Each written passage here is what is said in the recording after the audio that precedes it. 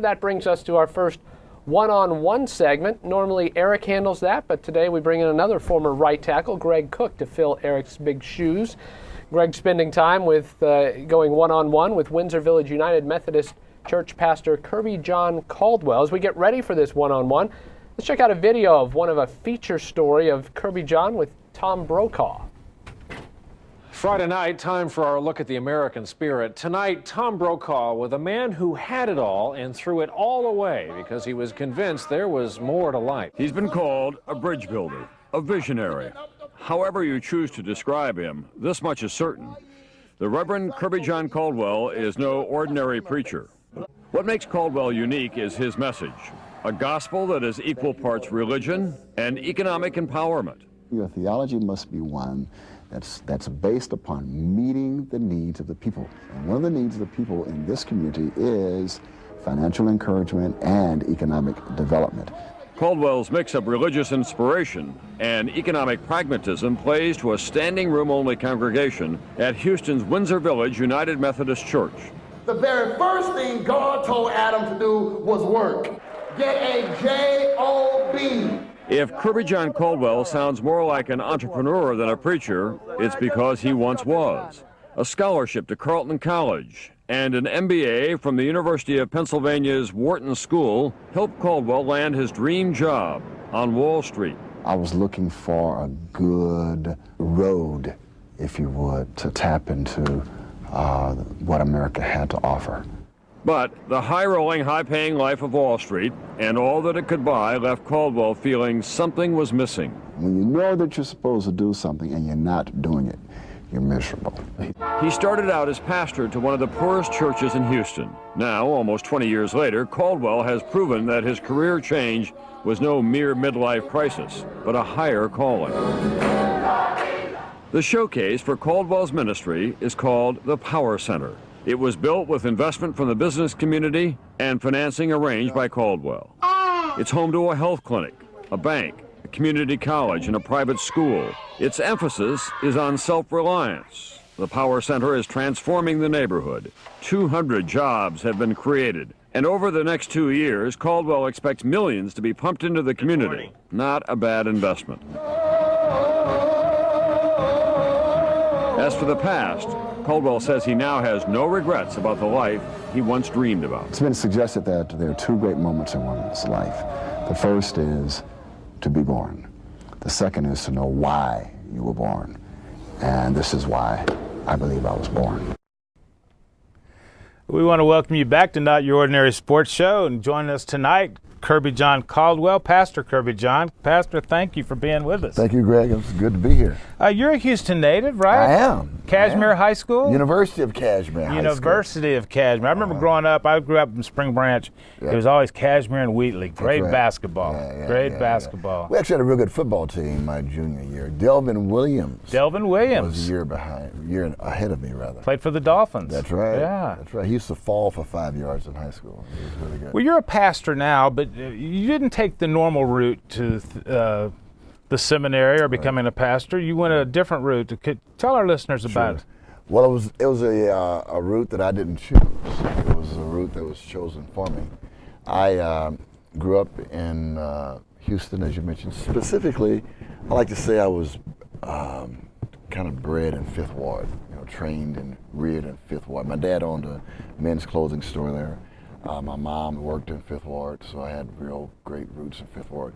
So I was really focused on growing up and becoming not necessarily what God wanted me to be, though that was a part of it, but frankly in high school I was more focused on pleasing my grandmother.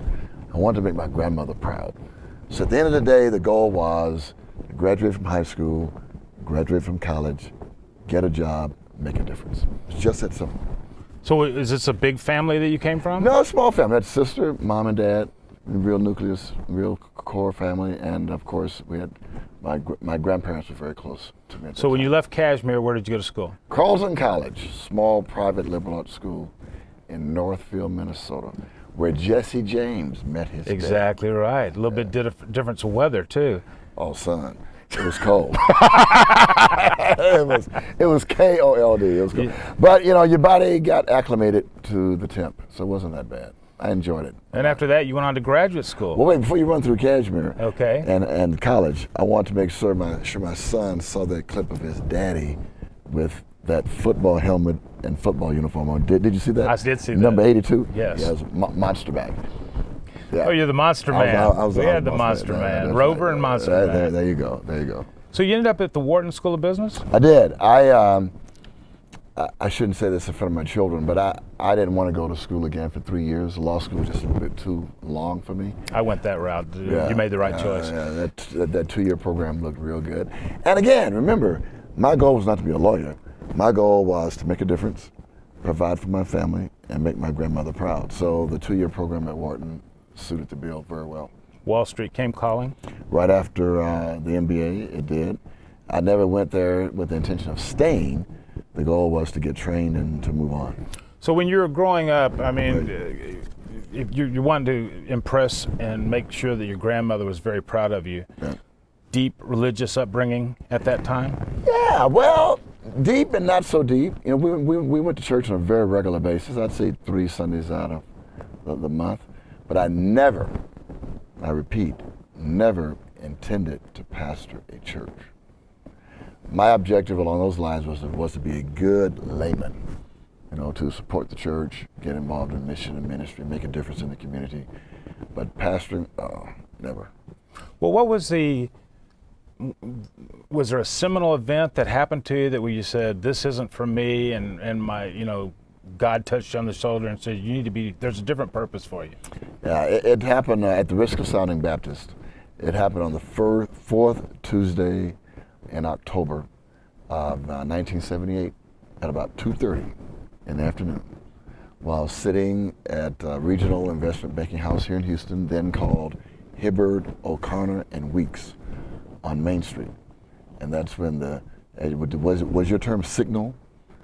Seminal event. Seminal. That was a seminal event, if you would. That was the moment. Well, what happened?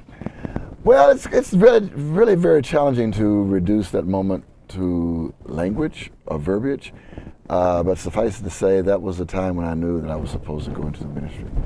And it's you know, as I look back on it, it was clearly the right decision. But as someone once said to me, you know, how did that go? The ministry, the full-time ministry picked me up. I did not pick it up. Right. So that made a big difference for me. Well, especially since I didn't want to do it. Well, tell me that, Pastor. How do you go from sitting in that office environment? Yeah. I mean, do you just go in the next day and say, you know what? I quit. That's I'm right. going a different route. That's right. That's right. And in retrospect, had I not made that decision right then and made the announcement right then, I may have, you know, dragged it out. Who knows what may have happened had I put too much air under that ball, so to speak. So it was a bullet. Did you always know that you'd probably be coming back to Houston? Oh, yes. When I left high school, when I graduated from high school, I always knew I was coming right back to Houston. I love Houston. Well, now you've also been involved in politics. Well, that's the rumor, but not really. That's the impression. But go ahead, ask your question. But you gave the invocation, correct, under President George Bush? I did, but I really view that as more of a civic/priestly responsibility, because I'm not a Republican.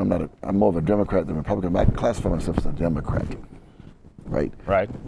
But I would say, Democrats and Republicans aside, what we really need, this is almost sound like a quit labeling people. Yeah, some Christocrats around here. You know what I mean? Look at the content, not so much the label, and quit all this uncivility and silliness that's going on in D.C. and let's focus on the needs of the people and get the country moving again.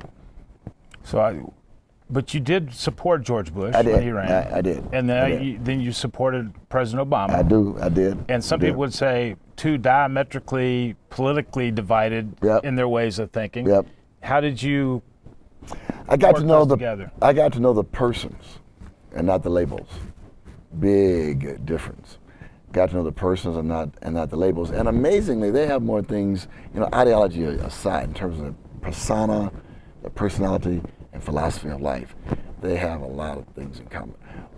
You know, since you're, as the kids say, since you're going there, having watched both President Obama and President George W. Bush, I will tell you one of the most critical factors that helps to one, that helps to shape the presidency, the administration, and subsequent legacy are the people they choose to be around them.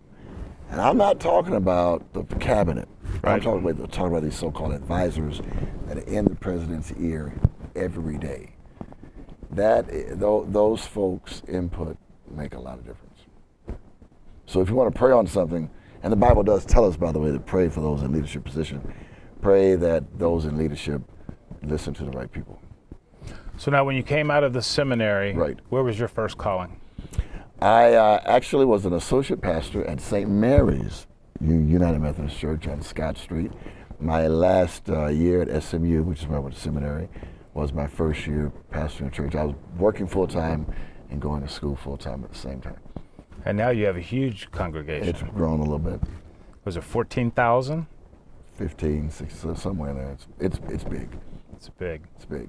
But more importantly than being big, I mean, size doesn't really matter. What does matter is significance and your level of spirituality. So we have a great dose of spirituality, and we're very, very much involved in making a significant difference in the community. Being in the trenches every day. Yep.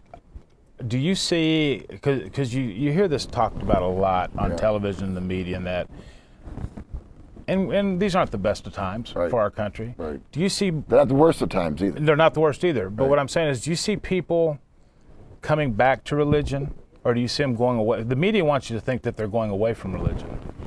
I tell you, right after 9/11, with all due respect, everybody and their mother we went to church for a few months. And then it was business again as usual. We have seen a steady increase in attendance. As I've talked to other pastors, they've seen the same. So that we don't see this big, watershed moment of folk coming back. No, but it's steady. It's steady. I will say to you that while the country's not doing so poor, it's not doing all that well. The truth of the matter is, what's happening from a sociological standpoint, it's a reality. The middle class is disappearing. You have a growing number of lower class and upper class. You talk to restaurateurs, they're not hurting in terms of folk patronizing their businesses. Right. So while we were complaining about it being tough out there, you have a lot of businesses that are doing reasonably well because folk are spending a ton of money. In fact, we're spending $1.05 for every dollar we earn. So long term, that is not good for the economy. Right. So that's where we need to get back on point, some discipline and financial stewardship. I'll shut up now. So were you active in sports coming up through high school? I played a little. I broke my leg. My claim to fame is I played safety next to Tim Gray. Now, you may not know who Tim Gray was. St. Louis Cardinal. There you go. First round draft pick, sir. I know this boyish face is giving. I'm a lot older than you think. Yeah. Tim and I played the same backfield, and we were good, if I must say so myself. So tell us about your family. Oh, well, I have 3 children. 3 of them are sitting over there right now, and a wife of 20 years. And we're excited. In fact, my wife, Suzette, pastors with me at the church, and we're having a ball. I'll be, some folk will say, "Oh, you're too old to have 3 young children," but this is my season. This is my time. I'm a great dad. Aren't I a great dad?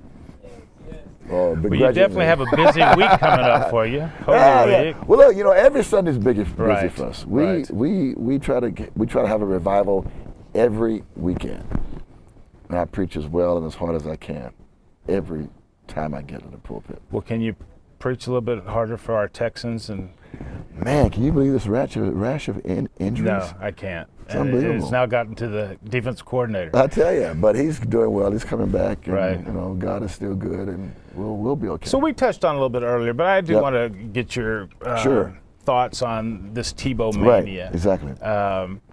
Is it good or bad, or the Great Commission? You are supposed to have to proclaim the good news. But see, that's a very good question. But here's the point: the question becomes, how ultimately, how will the media spin Tebow's faith? Now, if the media spins Tebow's faith in a positive way, in the way that Tebow espouses it, so the kingdom is advanced, then I think that's a great thing. If the media spins it in a way that it's, you make fun of him, or if and when the Broncos lose, and I believe they will, because I think we'll beat them if they make it right. that far, right? If they make a mockery of it along those lines, then it diminishes the significance and the integrity of the gospel, and that's never good. Do you think people just can't believe that he can be that good a person? Do you think part of it is just cynicism? Well, arguably, it's not about how good Tebow is or is not as a person. It's about the faith that he's sharing. You see, I think that's where the media gets a rub. And let's be honest, with all due respect to the media, they tend to be a little bit liberal. Whether they believe in God, I don't know, but they're a little bit suspect of some religious figures. And let's be honest further, I can't believe I'm going to say this, there have been enough instances in America in recent history to give some members of the media reason to be critical of religious leaders, because we've done some stuff, they, right, that's just, not to mention unscriptural, illegal. Well, Pastor, it's been a pleasure having you on the show. Thanks for being here. And I want to tell you, I can imagine you've made your grandmother very proud. Well, thank you very much. Thank you very much. Hello, my name is Kirbyjon Caldwell, Senior Pastor of the Windsor Village Church here in Houston, Texas. And it is my joy, honor, and privilege to encourage you to get involved in an absolutely fabulous, scriptural-based, practical phenomenon called National Lemonade Day. Oh man, National Lemonade Day. Why on earth would I want to get my church, my youth, and my children involved in National Lemonade Day? I'm glad you asked. Lemonade Day gives our youth and our children an opportunity to get a taste, no pun intended, of the real world. They get a chance to find investors. They get a chance to get involved in site selection. They get a chance to market their products. They get a chance to push their products. They get a chance to develop their products. They get a chance to, get involved in customer service. We're always whining and complaining. Children need to learn this. Children need to learn that. This is your opportunity to get them involved in how they can improve their relational skills, their personal skills, how to say please and thank you, serve some lemonade. Oh, it's a great day. And check this out, pastors and clergy leaders. They get a chance to count the money. Revenue minus expenses equals profit. That's what we want our children to become.